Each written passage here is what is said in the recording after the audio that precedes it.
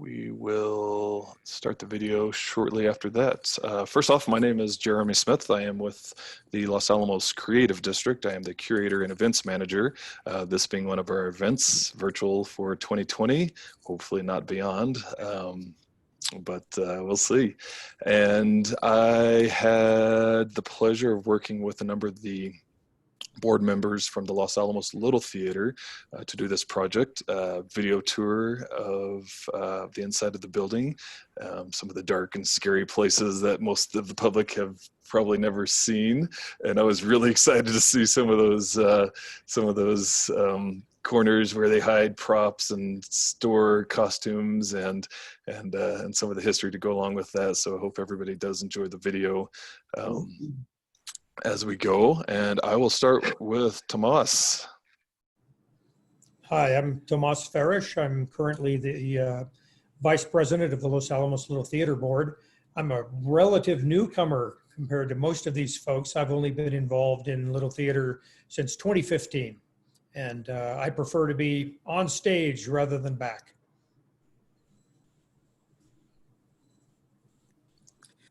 Well, I'm Ken, and I'm a board member of the Los Alamos Little Theater.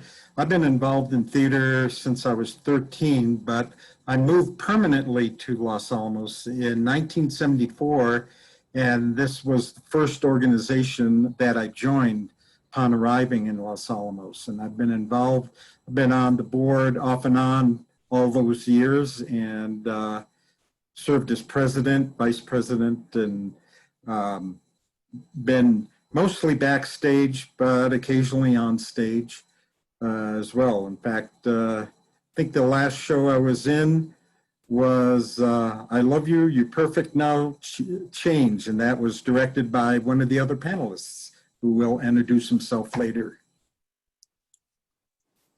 Well, let's go straight to them. I'm guessing it was Ken or Eric. No, actually, it was me, Jim Sicilian, Oh, yeah. who directed that show. I'm not currently on the board, but I'm here supporting my wife, Gracie Kennelly. Hi, I'm Gracie Kennelly. I am a board member currently. I've been involved in Los Alamos Little Theater since 1977 when I first moved here. And I was cast as Card Girl in the melodrama in my very younger years. I've been on and off, mostly on the board since 1980. I am 6 times past president of the board. And I, like Ken, do mostly backstage work, although once in a while you'll see me on stage, but it hasn't been a very long time. And I met Jim in backstage at Alamos Little Theater many, many, many years ago, and we've been married for over 31 years. All right, thanks. And then that does bring us to Eric. And I am Eric. I am also a board member of Little Theater. I'm the treasurer currently. I'm a relative old comer to the theater, not quite as old as Gracie or Ken, but it's been about a little bit over 30 years. I have done acting, directing, backstage, front stage, lights, sound. Started my career being typecast as anything except a human being. Started out with Puck in Midsummer Night's Dream, moved on to Woodstock in Snoopy, and my big breakthrough was a semi-human being. He was named Rooster in Annie. All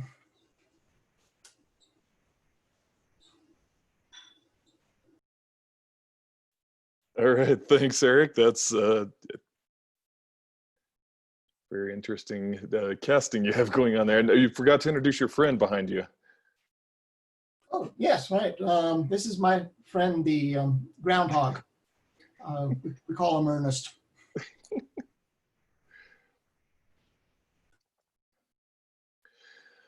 All right, and like I said, after the 15-minute video, we will have an opportunity to ask questions of the board members that are here. They will give some more information on Los Alamos Little Theater and Performing Arts Center.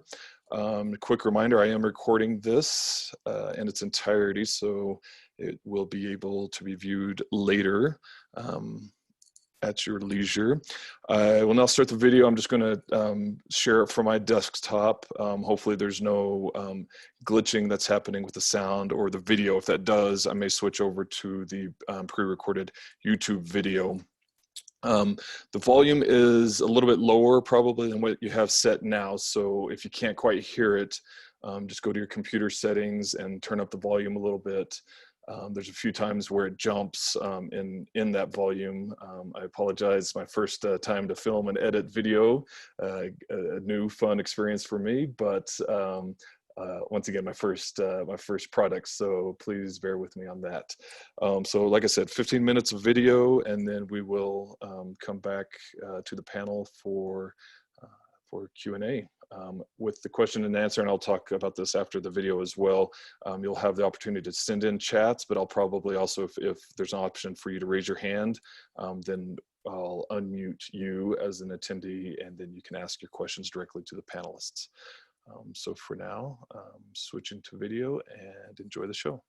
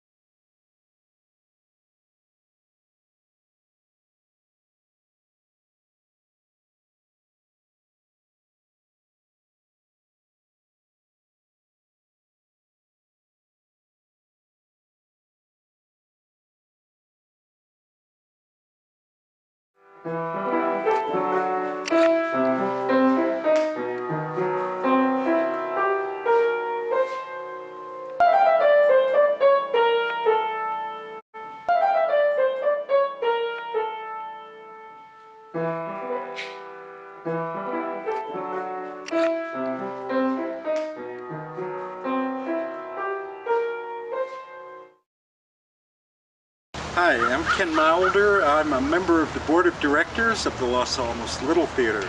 I've been involved in theater since I was 13, and I moved to Los Alamos in 1974. And the first organization I joined upon arriving was, of course, the Los Alamos Little Theater. This behind me is the Los Alamos County Performing Arts Center. The building itself was built in 1943 as an enlisted men's mess hall. It was commonly known as the East Cafeteria. And then after the war, it became known as the Recreation Center, or Rec Center. And in 1970, as I mentioned, that's when Little Theater got permission from the Los Alamos County Council at the time to convert it to a Performing Arts Center.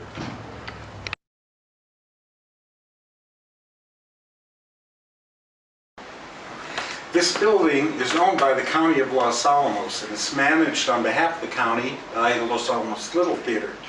Part of the original agreement in the Little Theater managing the facility was that it would cost the county nothing to maintain the facility. Los Alamos Little Theater has not only done the maintenance on the building, but had done improvements and other things to make it more available for performing arts.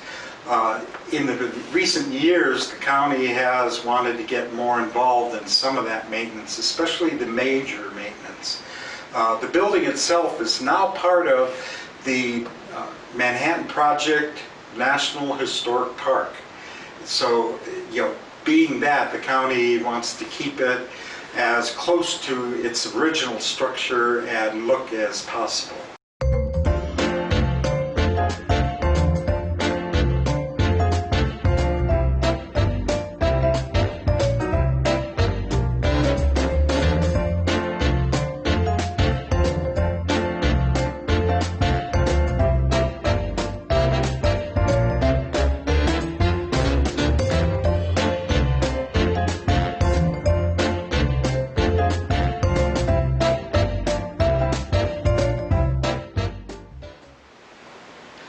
So this is our stage, and the set is actually from the play called Glitter Girls, which we opened in March and actually could only do one weekend of a performance because the week after we opened, there you had the COVID pandemic, and of course everything shut down after that. So we haven't removed the set. We actually hope to be able to film it if we can, but again, that would be a mass gathering even with just the cast, so we have to work that out. So building a set actually takes typically about 4 weeks. It's all done by volunteers on weekends. The designing of the set occurs months before it's actually constructed, so there's a lot of pre-production work that takes place. The stage itself was built by, again, volunteers. Shortly, actually, the original stage that was built in the around 1970. We needed to rebuild the stage, maybe about 5 years ago. It has a special surface on it. It's using a material called Plyron. We made sure that we brought in dancers as well in the design of the stage, so it would work for dancing as well as just acting. The stage is actually very flexible. We have this wide proscenium, and there are times when we actually even can make it wider by taking these wing pieces off. We have also done theater, what's called in the thrust, which we actually extend the theater out, the stage out into the audience. That allows the audience to sit around and get more intimacy between the audience and the actors. This space, if I can walk around some, is very, very flexible in that we have not only done theater in the thrust, but also theater in the round, so that we could actually have the stage in the middle of the space and have the audience sitting around in a circle. So it's a very flexible space. As I go on, and you'll see that these risers here is where the audience sits. And we put the chairs up on those platforms. We have to, before every show, we have to bring the platforms down, set the seating, and the audience can see the show. And then after, typically we do shows on Friday and Saturday nights, and one weekend with a matinee, but after that final show on the weekend, we have to lift up the risers and the chairs so that this space is open for dance classes and other activities. So that works. Typically, it takes, production about 12 weeks of rehearsal time, pre-production, and then actual set construction before the show opens. So there's a lot of work that goes into putting a show on.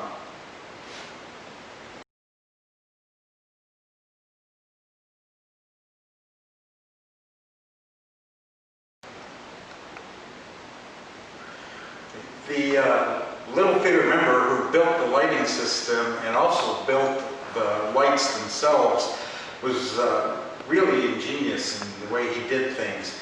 He took 3-pound coffee cans and converted those to stage lights, where we could put a floodlight or a spotlight inside the can and mount those around the theater to light the stage. And to actually narrow the spot, he would start daisy chaining or soldering these coffee cans together, each one being 3 pounds. So we had what we call 3-pounders, 6-pounders, and 9-pounders. And above my head, right here, is one of the 9-pounders. And we're currently using it to focus on the sculpture done by Richard Swenson for the theater. He did 2 sculptures for the theater, one inside here with the mask of the comedy and tragedy, and the other is outside of a dancer. So we really appreciate his gifts to the theater.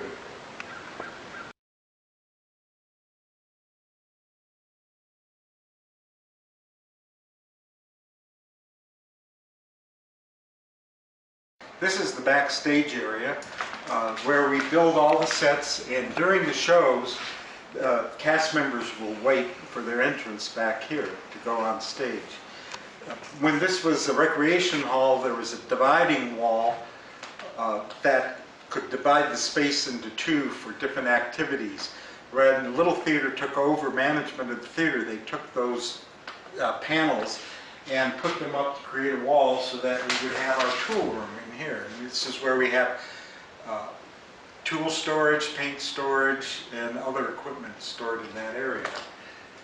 So if you want to look beyond, we have storage, never enough storage in any theater, as I said earlier. And we have flat storage there for the sets, and for shows we can also build quick change areas, which is what happens to be right here.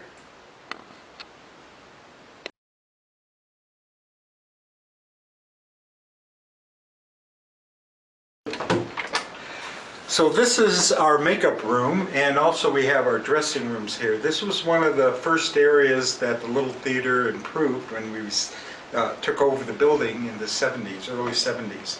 You could see everything was handmade, including the light fixtures and the dressing rooms themselves. If you come in, you could see that during the reconstruction they were able to find some really good, appropriate wallpaper for this building, or for this room. So it shows all the famous actors and actresses, in the golden era of movies. So many of the furnishings and other items that we receive and use in shows are often donated or purchased special for the shows. These hair drying units were purchased for steel magnolias.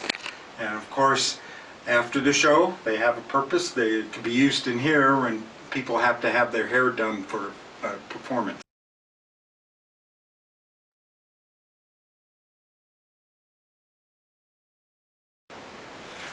So there's never enough room for costume storage for any theater. As you can see, we have hats, shoes, a lot of jewelry and things like that, mostly costume jewelry. And the costumes go on and on here. So we have quite a bit of costumes and things to choose from. So,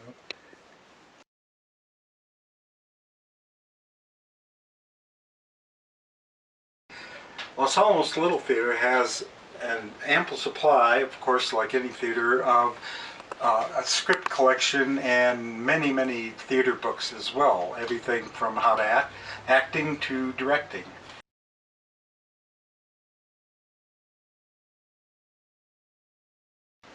So this is our kitchen, and it may look like a regular kitchen, but it's also where the actors entered to the stage through the door right here. So we use this space either to warm dishes up, when we have the crew building the set, someone will bring lunch in, and we either heat it up in the stove in the oven here, or the microwave, and prepare everything here. But it's also a place where we have to mix the stage paint and other things. The stage manager is usually in this area as well. Now, we'd like to redo this kitchen area so that we can separate mixing paint from making food or serving food. So eventually we will do that. This is also where we store our stage paint. Stage paint is different than regular paint that you would use in the house. It's indoor and just works better under the lights for stage and theater.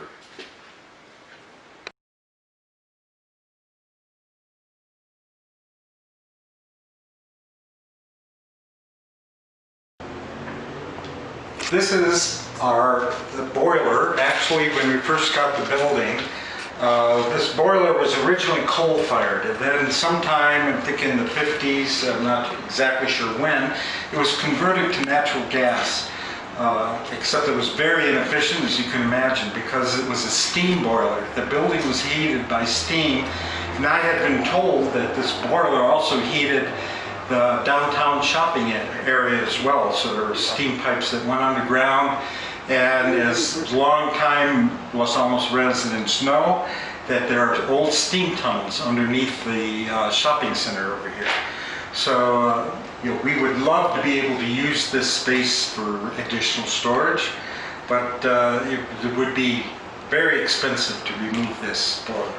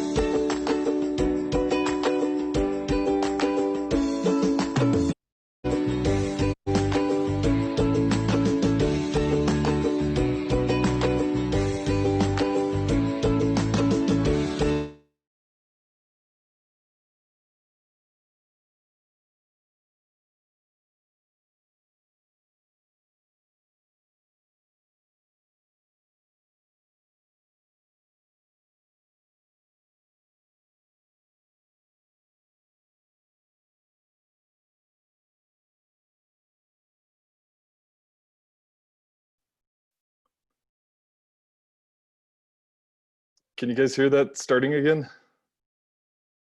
Or is that just on my screen? Hold on a second.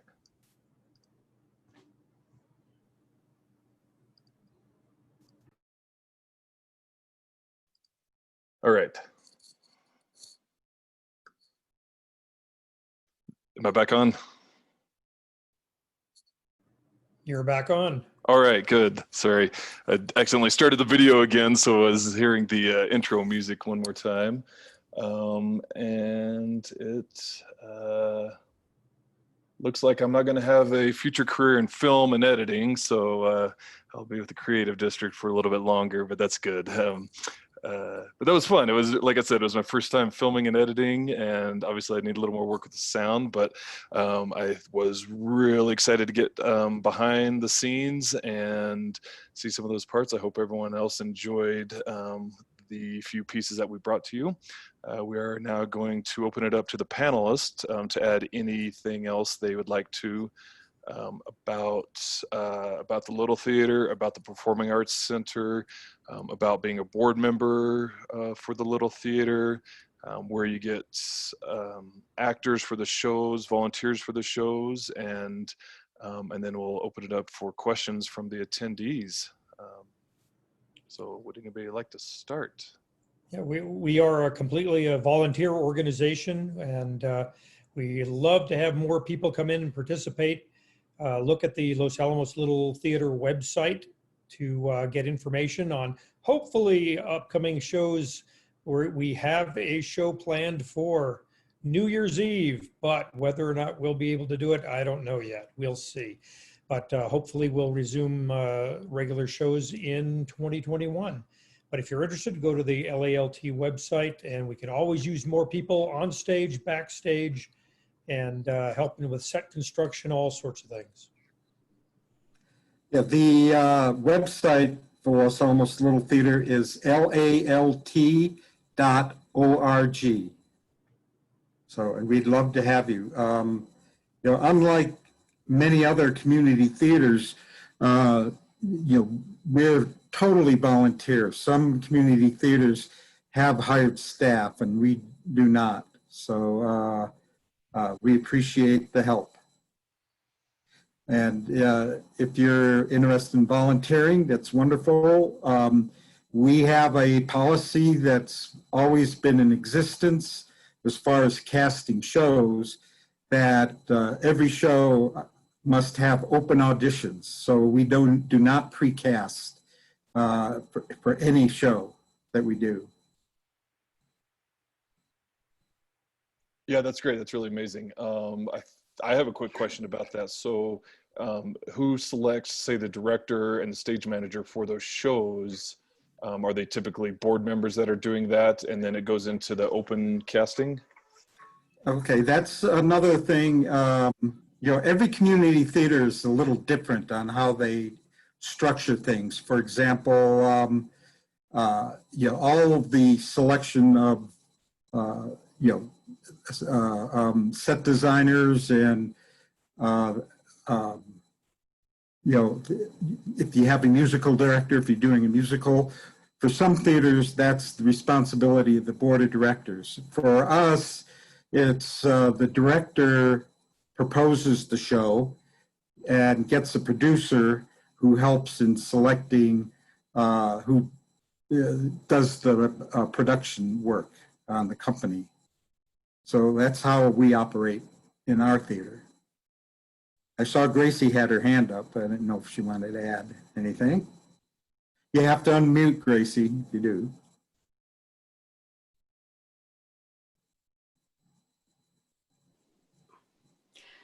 I just wanted to mention that if you'd like to be added to the mailing list or would like to send a message about wanting to volunteer in any capacity, you can email contact@lalt.org, and that email comes to me and goes to Eric and to Ken, I believe, and one other person.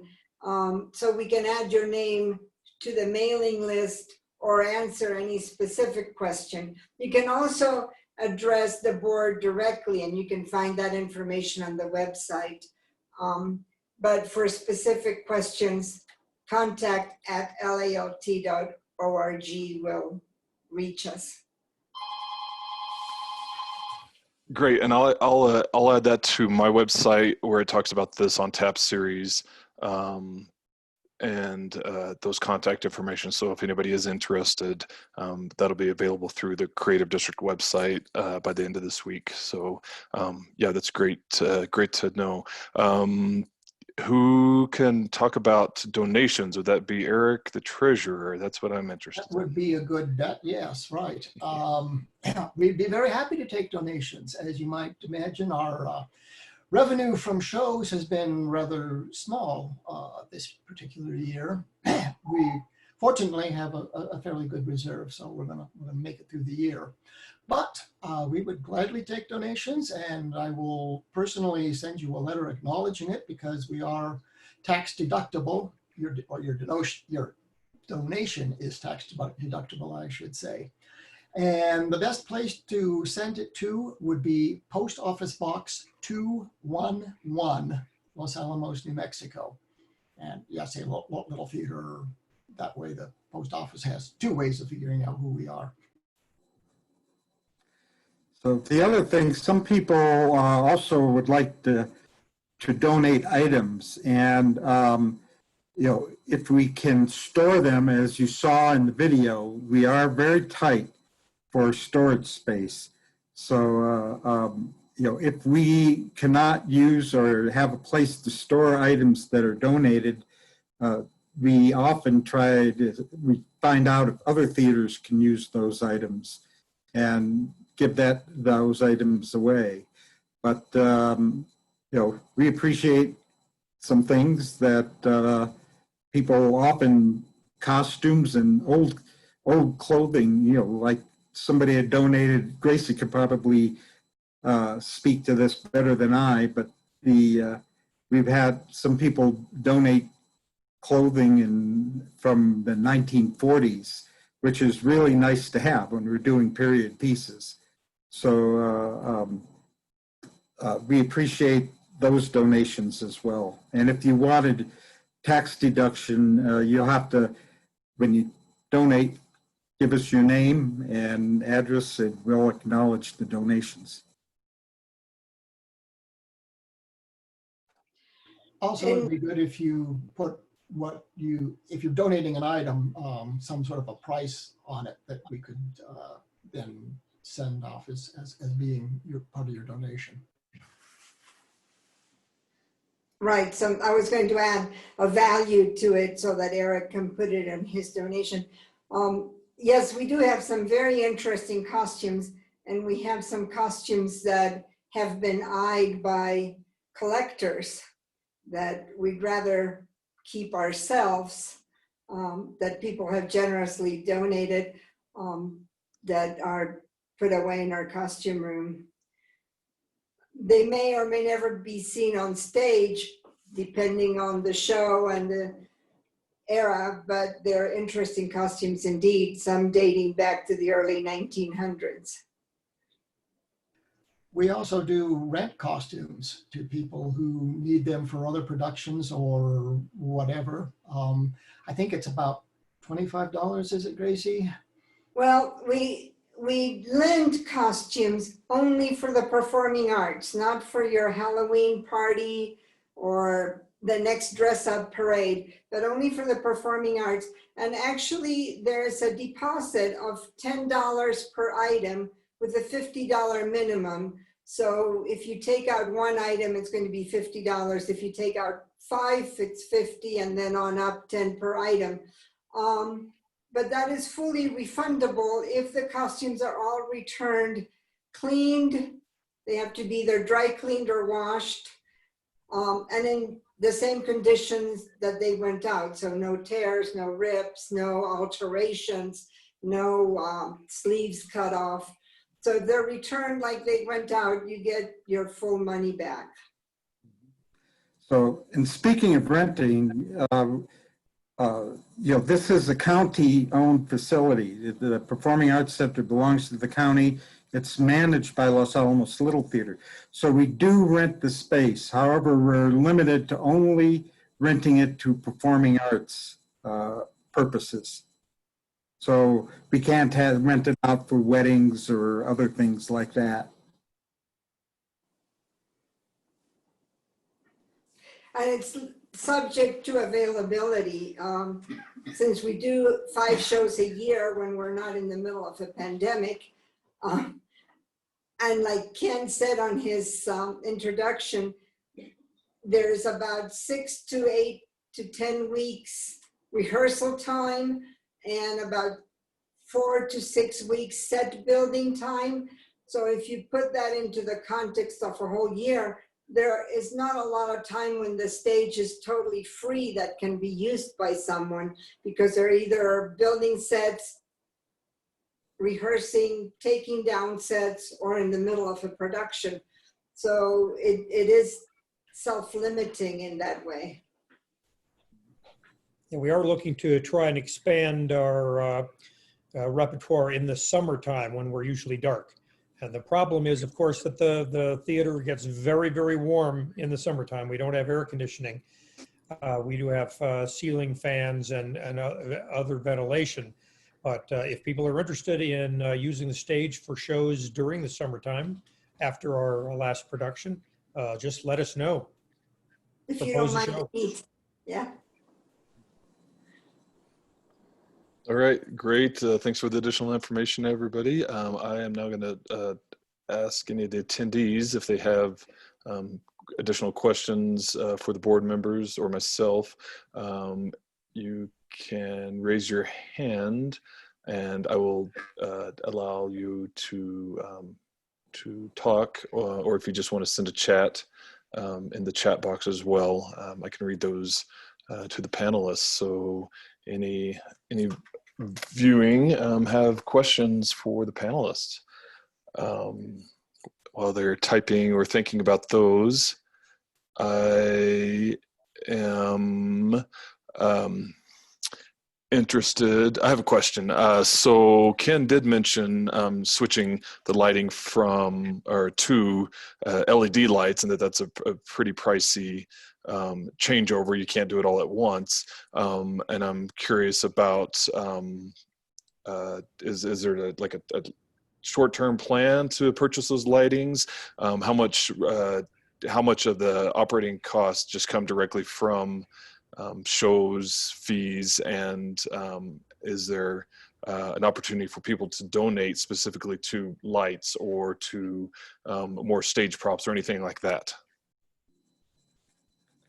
Yeah, we have had people donate lights, and we have cash donations go into a separate fund for capital purchases, and I think we've purchased lights out of that fund as well.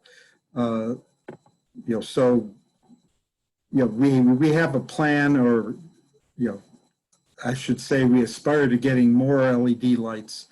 We'd have to upgrade our current light control board for that, because an LED light uses a minimum of like maybe 5 separate channels on a control board, and we have used to have another light that used 16 channels, and that you run out of space on the controller board after a while. So we need to do some other upgrades, not just with lights, but also with sound. We've been asked to increase or actually mic some of the shows and the actors. Right now, we typically do not have sound amplification for the actors, but for some shows, it's necessary that we do that. We do have a hearing loop, by the way, that was a donation from a member of the theater plus Los Alamos National Bank when that was in existence. So, we do have some amplification in that way. As an actor, I want to say that, wow, what a difference. The first shows that I was in, we did not have the LED lights, and it was very hot on stage. Mm-hmm. And those LED lights make things so much more comfortable for the actors on stage, as well as for the audience, I assume, because those things generate a lot of heat. And going back to your question, Jeremy, it is an ongoing effort to replace lights. It's not something that we're going to just do. It just gets done a little bit every year. Ken has been very generous in donating some himself. Others come, like he said, out of capital expenses. And it's in the 40 plus years I've been there, every year, every couple of years, we buy some new equipment, one at a time, depending on what an individual show might need, which we can justify for the future. If it's an individual purchase for a show that we will never use again, then they would have to really convince the board that the theater should make that expenditure. But if it's something that will have continuous use, the board has usually been fairly receptive to buying that piece of equipment. So definitely makes sense. I saw one of the questions. You want me to go ahead? Yeah, go for it. The question was, how do we select plays? And again, every community theater has their own process for doing that. For us, we put out a call for proposals of plays to do in a season. And typically a director will come and make the proposal to the board of a play that they would like to direct. Sometimes that can be challenging for the board because, you don't want, we do 5 shows a year between September and May, and you don't want to do 5 mysteries. You'd like to have a mix of plays and different genres.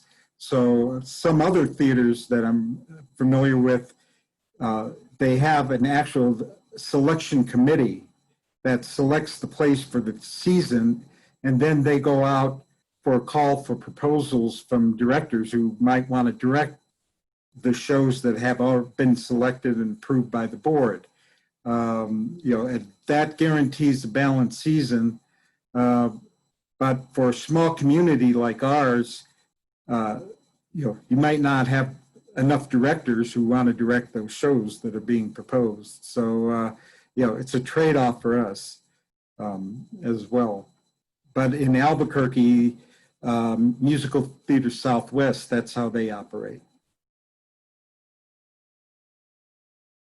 Thank you. Thank you for the question as well. I'm not seeing any attendees raise their hand.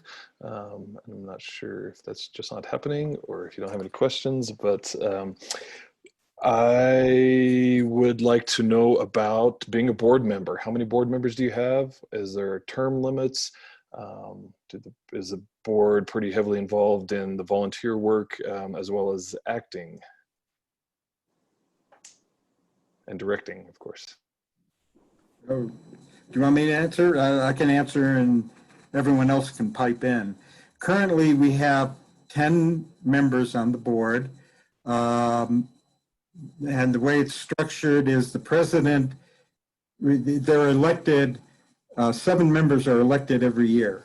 And we have 3 holdovers, the president and then 2 other holdovers appointed by the board, selected by the board. And there are no term limits. That's the current structure.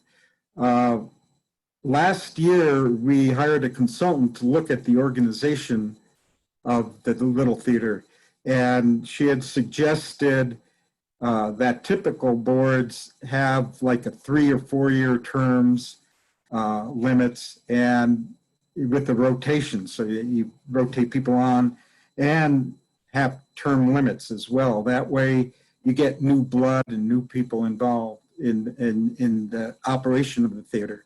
So Eric worked on a proposal that would modify our bylaws to essentially implement that, and we have to take it to the membership of the board, the theater's membership, to modify the bylaws. Become a member of the theater. It costs $5 a year, and basically you get the vote. And right now during the pandemic, we have permission to go into the theater to do pre-production work. We cannot have a production itself, but we can do pre-production work, but it's only members who can participate in that. Tomas and Gracie and Eric might want to add to my comments. We can have 10 people now under the current public health order, which is an improvement from 5, but still, that's not a lot of people to actually get something going. Right, and we can't hold a general membership meeting That's right. because typically a membership meeting gets 50 people to the meeting. So we are in that fine area of we're not having enough Right. mass of people to hold a meeting. But going back to Ken's statement about how the board members are, there is a clause in the current bylaws that says that no board member can be held over indefinitely. So if you're held over twice, the 3rd year, you have to run for the board again. So in theory, I think right now Eric and I are holdovers, or maybe not, I can't remember. I know I am a holdover, but I know I won't be able to. I was elected this year. I can be held over 1 year, and then the 3rd year I have to run again. So that there's. Okay, so there's kind of a checks and balances within the system, which I think Right. I would assume that an organization like this would kind of want board members that are there for a while because, there's the history, the historical knowledge of the organization as well, the plays, the way they're done, where everything is essentially. So there's probably pros and cons to both ways that a board can have term limits. I do see a question, but I did have a quick question. How many members do you have right now? 10. Board members? 10. No, sorry, not board members. How many members of the Los Alamos Little Theater do you have? You said you had up to 50 that would. Oh, no, I think we're about paid members that attended the last general meeting. I think, Eric, correct me, you're the keeper of the list, but something around 65 paid members. but typically we have about 100 to 150 people that get involved over a season. Yeah. Nice. That's good. Technically, with sort of the membership has expired for last year, and we haven't had another membership meeting. So it's kind of tricky right now to say how many we have. Okay, We have yeah. like about a dozen who have paid their $5, and usually that is collected at the annual meeting, which we haven't been able to figure out how to do yet. We are evaluating possibly doing the annual meeting online, looking at different ways to do that. But then typically we collect the Right. It's easier to get ready. regular meeting. So Makes sense. we have to work that out as well. All right. I've got a question from Georgia Strickfadden in the audience. Go ahead, Georgia, you're on. Okay. Thank you very much for the presentation. It's all been really, really good. And since the building that the Little Theater manages is part of the Manhattan Project National Historical Park, It's a mouthful, yeah. is the board or is the Little Theater group working on or have a method that people can visit inside that building, or just look at it from the outside with the, to be able to get in and see it? Because you guys, it is so original. There's so much original stuff still there. The light fixtures I was noting, and the beams, joists. So anyway, do you have a plan or a way that people can go in besides going in to buy a ticket, go to see a performance? The current contract, the management contract that we have with the county, allows the county to have tours of the building. One of the things that was of concern to us, and you probably see it during the video, is that there could be some possibilities of someone getting hurt inside. If they fall off those risers or things like that, but the county would be responsible. So the county can have tours, but so far they haven't, but we've been in the middle of a pandemic, so. But the policy does exist. Yes. Okay, great. Thank you. Yeah, thank you. That was a great question. It'll be interesting how all of the historical buildings are kind of interwoven into the tours with that national park. It's kind of exciting. Right, but to reiterate, oh, sorry. Go ahead. Yep. To reiterate, it has to be an organized tour that the county has sanctioned. The doors are not open. Of course. Like they're at Fuller Lodge for people to just walk through.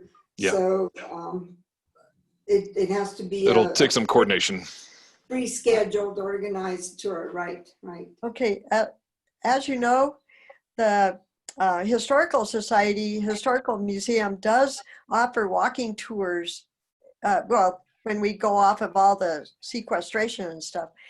And is that, would that be an organized tour and enough that you would go, we could get in there as a possibility as part of the walking tour?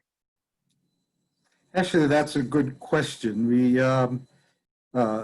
because, we're all volunteers and many of us have jobs, so I'm not sure who the Historical Society would contact at the county to schedule such a tour. We do have a sign, or I'm not sure what you would call it, a historical marker outside in front of the building for a walking tour.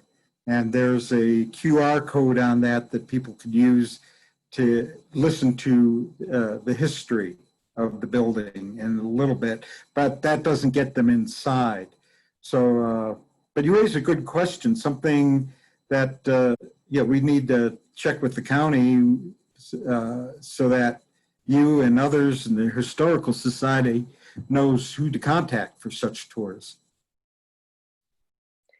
Thank you. And I have one more comment. Okay. I don't think that the boiler in the basement that you have, the boiler in your building, was used for heating the community center. The community center had its own heating plant, and that's where all the tunnels went to.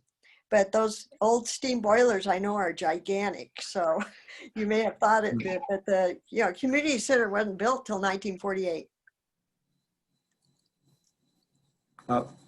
You're probably correct. It was Just one of those old wives' tales, I guess. I'm certain Georgia is correct. oh yeah. No, He knows the history. Georgia does.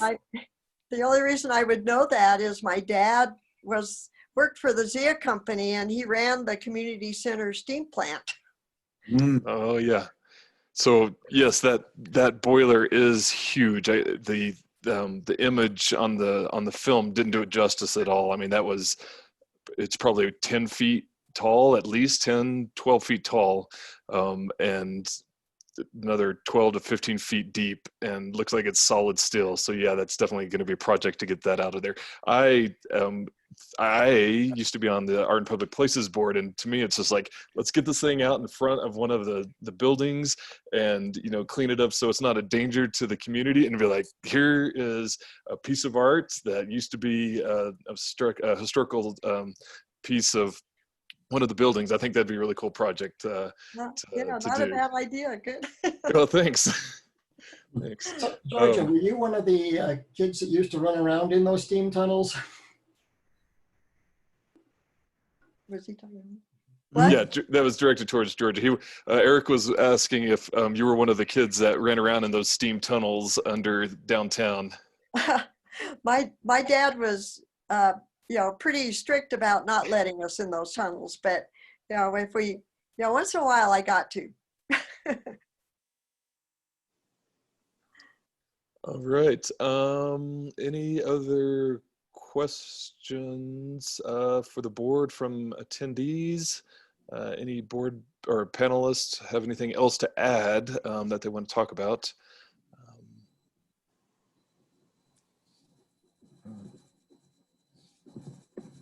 Well, seeing none. Oh, yep, go ahead. I was just going to say, I appreciate you, Jeremy, for doing this little documentary, in a sense, about the history. Yeah, absolutely. I would like to do an in-person tour for the Culture on Tap, maybe in 8 months to a year from now, where we can actually have a group of people that are in the facility and kind of seeing these interesting storage areas and the dark corners that are way back in the building, and the history to go along with that. I think that'd be a great in-person program as well. So I'm looking forward to doing this again sometime soon, hopefully. Go ahead, Ken. I didn't mean to interrupt you, but no, I'm fine. All right. Like I said, I'll put information. Oh, who was that? Gracie has a comment. Okay. You have to unmute. I was going to thank Jeremy as well for a very nice presentation, but also I would like to, when we finally get to go back on the boards, I would like to encourage everybody to come to the theater and enjoy live theater again. We'll try to welcome you with something to celebrate. Yeah, definitely. It is inspiring just to be in the building and be like, I want to help build stages. I've never built one, but I want to be there and volunteer. Maybe I could take a role in something. I'm not sure. So it is very inspiring just to be there and envision it in action. So yep, I will definitely be attending a show as soon as you guys get some shows going again. So it's a wonderful community resource, and yep. Come on out and see some live theater. And there was one last chat. Thanks to all. It was interesting to see your theater. Hope to be able to attend one of your plays sometime soon. Thanks. Good luck. And so that was an out-of-town attendee, actually from Hollywood, joining us. She's been in the Oh, film industry since the early 70s. Um, so glad to have her attend. And I want to plug some of the other On Tap series that we have coming up soon. The Nature on Tap, that is with the Pajarito Environmental Education Center at the Nature Center, kind of a similar organization owned by the buildings owned by the county, operated through another party. We do the Nature on Tap with them, and the next one there is November 2nd. I don't have the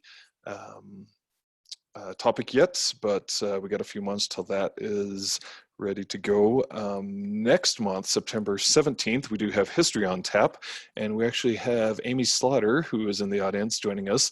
She is the partner with for us on History on Tap, so I will allow Amy to say a few words about the next History on Tap. Yeah, hi.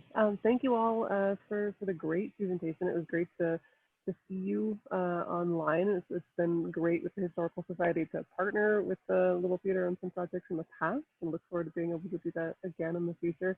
So yeah, our next History on Tap is coming up in 2 weeks, Monday in 2 weeks at the same time at 5:30, and we're going to be having a conversation led by Jerry Strickfaden about the initial construction in Los Alamos during the Manhattan Project. If you've ever wondered like how this community went from some farms and a boarding school for teenage boys to an army base and science labs, you wanna be there in 2 weeks at 5:30 for this History on Tap, because that's what we're going to be talking about. To sign up to get the link for the Zoom webinar, go to losalamos.history.org/events, and I think that it's on the Creative District website also. Yep. Correct. Yes. So that one is already on the website, creativelosalamos.com. All right. Well, I think this is a wrap for tonight. Thank everyone for being on the panel. Thank everyone in attendance. And like I said, this is recorded, so if anybody's interested, send them to our website, and they can watch this video and the Q&A in its entirety. This is Jeremy Smith, Los Alamos Creative District. Have a good night. Thank you. Thank you. night.